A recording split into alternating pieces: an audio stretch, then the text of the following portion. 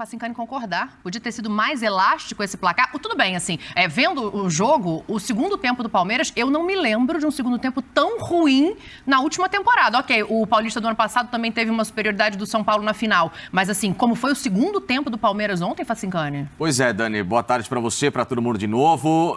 Fã de esporte. Falando de bola especificamente, o Palmeiras não entrou em campo ontem. Um time jogou ontem. São Paulo. São Paulo entrou em campo, São Paulo competiu, São Paulo se organizou e o São Paulo encurralou o Palmeiras no campo dele. O Palmeiras, quando tentou sair 10, 15 minutos, São Paulo devolveu a pressão, não deixou o Palmeiras respirar. Que tinha muita dificuldade na escalação, uma composição de meio campo ontem que não funcionou.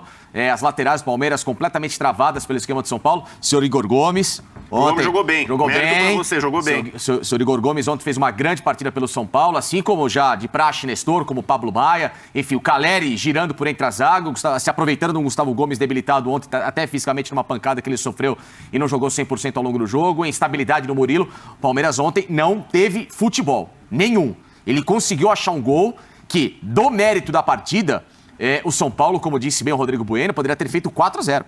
Tranquilamente. 4-0 e ter matado o campeonato, o Palmeiras nem sequer o gol. Ele teve um gol... O Palmeiras jogou os primeiros 15 minutos, que foi o tempo do São Paulo se ajustar. O Palmeiras entrou com uma marcação individual no meio campo, o Veiga no Pablo Maia, o Zé Rafael em cima do Nestor, o Jailson em cima do Alisson, que muitas vezes fechava por dentro, né? E aí, enquanto ele conseguiu ter essa definição de marcação, o São Paulo demorou um pouquinho para se ajustar. Foi o momento aí que nós vimos dois chutes, né? Um lance do Veiga, que cruzou porque o Pablo Maia escorregou. O lance do Piquerez, que veio e cruzou. Depois disso, o Palmeiras recuou. O Palmeiras jogou na base do contra-ataque e o time do São Paulo foi, vou usar a expressão que o pessoal não gosta, né? Mas assim, foi soberano dentro de campo. Foi tranquilo, soube administrar. O Pablo Maia, um dos destaques do jogo, distribuiu o jogo para um lado, para o outro, tocava a curtinha, recebia, jogava para o outro lado. Né, o Wellington pegou o Dudu não conseguiu jogar com o Wellington na marcação, o Igor Gomes voltava um pouquinho para ajudar, o Rafinha muito bem ali em termos de experiência, sabendo a hora certa de sair para atacar, recuando, né, fechando um pouquinho mais. Se alguém estava... É lógico que nós estamos analisando essa partida, né? Claro. A dupla de zaga do São Paulo, o que esses meninos jogaram ontem, Léo Pelé, eu não gosto mais de Léo Pelé, né? Léo e Diego, o que eles jogaram ontem, impressionante. O Léo não perdeu uma bola, né? Então o time do Palmeiras não jogou. O time do Palmeiras ontem foi o tradicional time do Palmeiras quando o Abel chegou. Sim. Todo mundo lá atrás esperando o contra-ataque. Né? As mudanças que todo mundo sabe, que tira os dois jogadores de frente, põe 2 jogadores de velocidade. E mais nada. Então, o São Paulo, Rogério Ceni foi muito bem, soube armar a equipe, soube a hora de vamos segurar um pouquinho mais, agora vamos subir um pouquinho mais. No segundo tempo, o time do São Paulo deitou e rolou, jogou com tranquilidade. O time do Palmeiras parece que não estava acreditando no adversário que ele estava enfrentando. O Palmeiras tentava, mas o São Paulo dá aqui a bola, vamos jogar para um lado, vamos jogar para o outro, segura aqui um pouquinho. Beijão pra você, um abraço para os companheiros, beijo pro fã de esporte também. É o seguinte, o gol, claro que dá um alento aí ao São Paulo, ao Palmeiras, e eu acho que a final tá aberta, o jogo no Allianz vai ser completamente diferente. Eu me lembro da partida do Palmeiras contra o Corinthians, no Allianz, o Palmeiras jogou lá em cima, aliás, eu esperava que ontem fosse acontecer isso de novo e não aconteceu, ele foi reativo. Ele não se impôs, mas no Allianz aquele dia, no primeiro tempo, o Corinthians não viu a cor da bola. Isso pode acontecer de novo. Então eu acho que a decisão está aberta. Concordo com os companheiros do São Paulo de hoje, é outro São Paulo. Vive um grande momento, entendeu? Então vai ser difícil você fazer com esse São Paulo o que foi feito com aquele Corinthians. Do Vitor Pereira, ele está começando um trabalho. Sim. Então há diferenças aí. Embora eu acho que o Palmeiras tenha time para reverter isso, pelo menos levar para os pênaltis, alguma coisa assim. Mas o São Paulo é favorito depois do resultado de ontem, sem dúvida que é. Eu não tenho nada. O resultado foi justíssimo. O São Paulo foi muito superior ao Palmeiras. Muito. Acho que foi, de fato, o melhor jogo do São Paulo no comando do Rogério Ceni, contando até os jogos do ano passado. Primeiro assim, o São Paulo não surpreendeu ontem. Quem está acompanhando... Sim, ele vem jogando bem. O São Paulo ganhou 2 vezes do Corinthians esse ano. Acho que está em evolução, né? Cada jogo é o São Paulo ganhou 2 vezes do Corinthians, anulando as principais peças do Corinthians. O Renato Augusto não jogou. O Pablo Maia e o Rodrigo Nestor. Se você faz uma seleção desse Campeonato Paulista, eu não sei o que vai acontecer na final. O Palmeiras pode ganhar de 10-0, o Danilo é um monstro, mas uma seleção do Campeonato Paulista 2022 tem que começar por Pablo Maia e o Rodrigo Nestor. E o Danilo? Pra mim, seria o meio campo com os 3. Mas pra mim, nesse campeonato até agora, Pablo Maia e Rodrigo Nestor, a seleção do campeonato começa com esses 2 moleques, com esses 2 garotos, claro, tá? Então, assim, quem tá vendo o jogo do São Paulo, o Abel já tinha enfrentado uma vez o São Paulo no Morumbi, teve dificuldade. O Corinthians 2 vezes, e foi meio que anulado. Por conta desse sistema.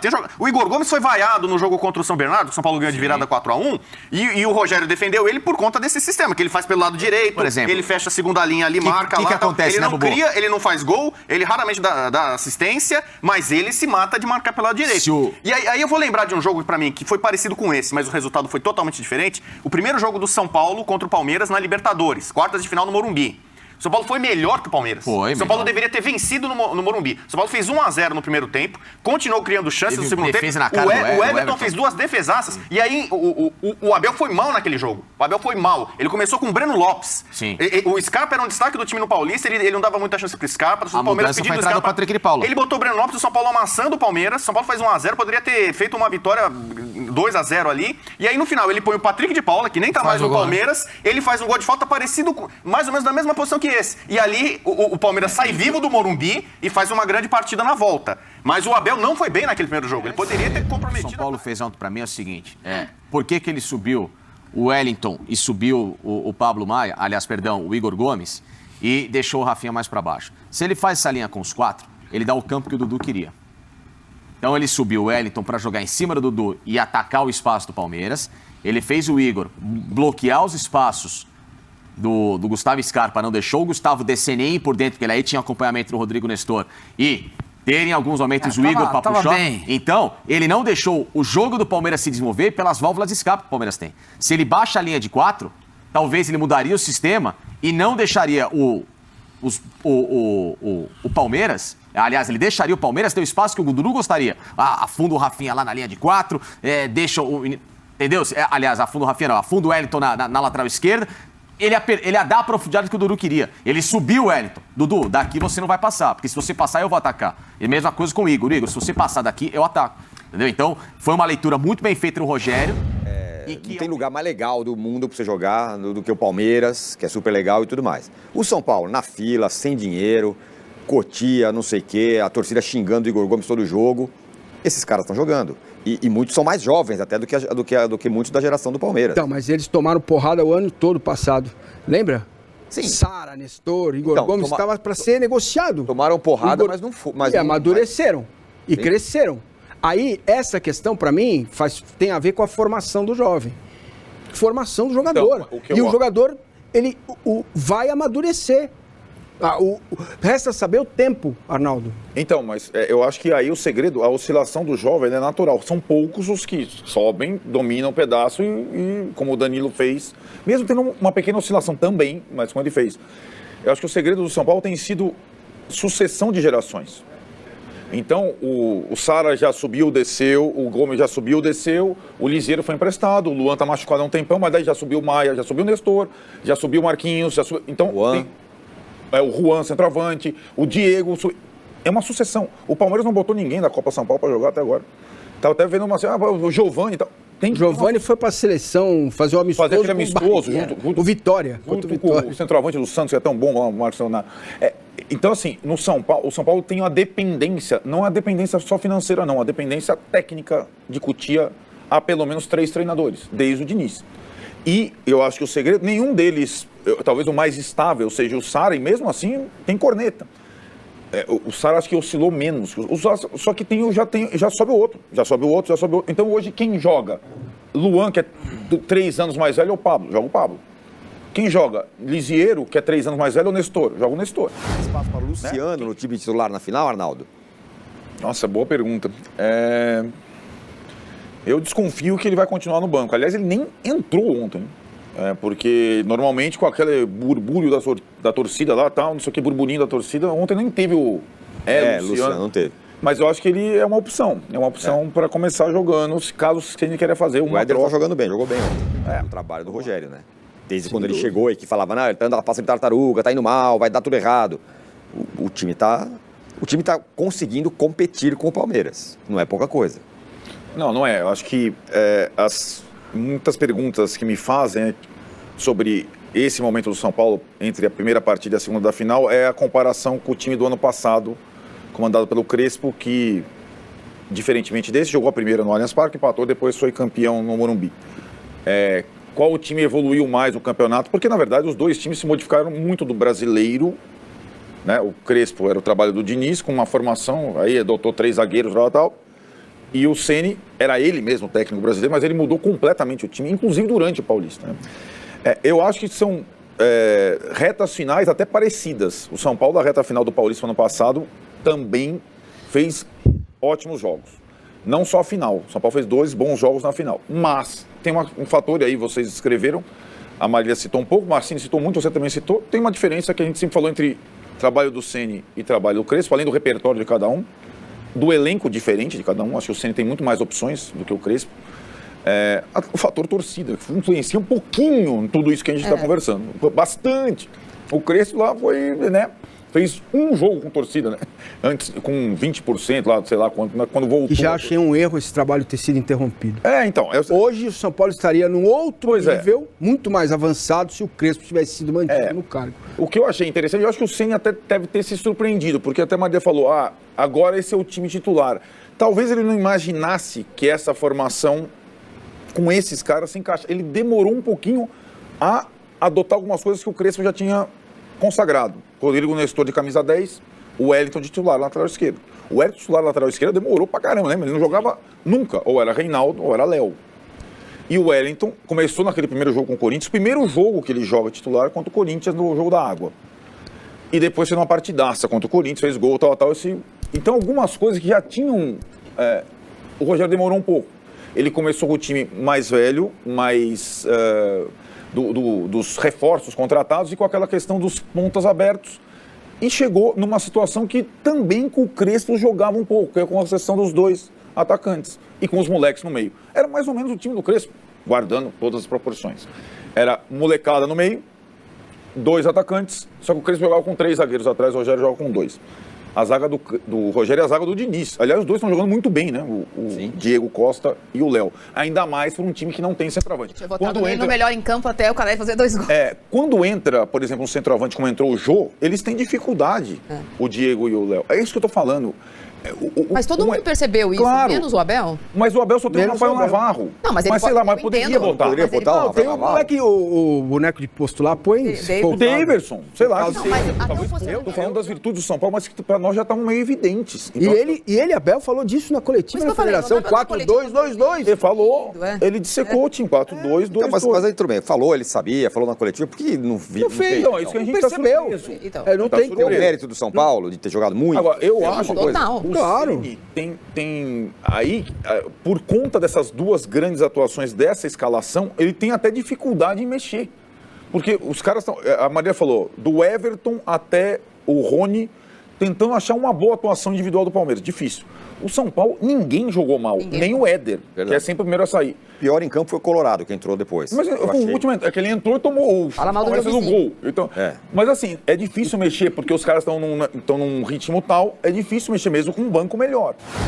Então, e aí, pessoal, o discurso mudou. Agora o favorito é o São Paulo. Também, principalmente pela partida de ontem, a partida consistente, forte, com muita vontade, com muita pegada, não deu chances ao Palmeiras. E a prioridade, e para mim o principal motivo o São Paulo foi melhor. O Palmeiras não jogou nada? Beleza. Mas principalmente porque o São Paulo foi extremamente superior e soube anular todos os pontos fortes da equipe alviverde. Além do mais, o segundo tempo foi um massacre. E como o Rodrigo Bueno disse, era para ter sido 4-0. Fácil. Se não fosse aquela bobeada ali no final daquela cobrança de falta do Rafael Veiga. Gol muito similar realmente ao que aconteceu na Libertadores lá do ano passado e que o Rodrigo Bueno colocou muito bem. Aquele primeiro jogo da Libertadores era para o São Paulo ter saído com uma vantagem maior. E aí a história poderia ter sido outra. Mas a gente tinha o Volpi. E também é melhor não lembrar muito não, né?